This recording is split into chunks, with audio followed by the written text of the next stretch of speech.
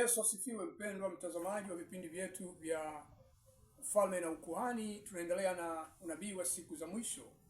Tumeanza kukitazama, tuko katika utangulizi wa kitabu cha Ufunuo. Tuendelee, tuko bado sura ya kwanza, tunaendelea kuitazama pale. Hapa tunaona kuanzia mstari wa 4 tena mwandishi wa Ufunuo yani Yohana mtume anapewa ujumbe aupeleke kwa makanisa 7. Makanisa haya kwa wakati ule yalikuwa ni makanisa halisi ambayo yalikuwa katika eneo la Asia ndogo. Lakini kabla ya kuleta ujumbe huyu, Yohana anataka kuturejesha hasa ili tuweze kujua kwamba ujumbe huu sio wa kwake, ni wapi hasa umetoka. Anasema nawatakia na amani na neema zitokazo kule ufunuo ulikotokea, yani yeye aliyeko na atakaye kuja, zitokazo kwa roho 7 walioko mbele ya kiti cha enzi, tena zitokazo kwa Yesu Kristo. Lakini anajaribu kumwelezea tena kwa uzuri Yesu Kristo. Anasema ni shahidi aliye hai, mwaminifu. Wako watu wengi ambao wameonekana kuwa viongozi wa dini mbalimbali, lakini hawajafikia kuwa na sifa hizi, kuwa hai. Inawezekana ni mashahidi wa dini zao, jinsi walivyozipokea, jinsi ambavyo walipokea hizo dini na kuzianzisha na kuwakabidhi watu, maana wanao wafuasi wao hata leo. Lakini Yohana anaonyesha tofauti ya huyu Yesu Kristo. Ni shahidi aliye hai, lakini yeye ni mwaminifu. Ina maana hata sasa anaendelea kukisimamia kile ambacho alikuja kukisema. Hata atakapokuja ataendelea kusimamia kitu kile kile.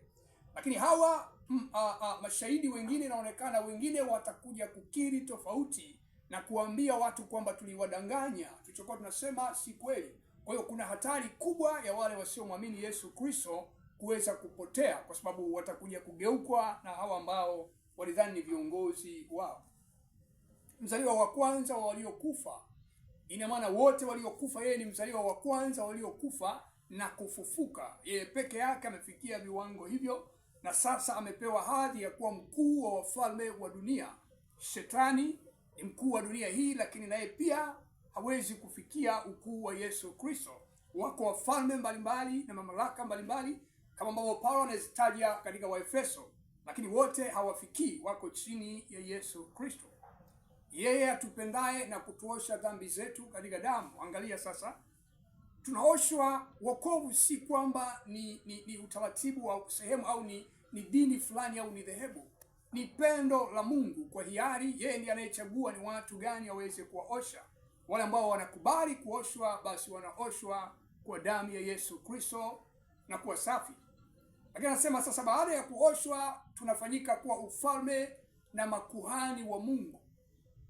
Ina maana katika ufalme wa Mungu tutakuwa na nafasi za kuishi kama wana wa ufalme, lakini pia na makuhani, kwa maana ya kuhudumu katika ufalme wa Mungu, ambaye Yohana anamuelezea tena kwamba ni baba yake, yani Mungu ni baba wa Yesu Kristo, na anasema utukufu una yeye milele hata milele. Amin.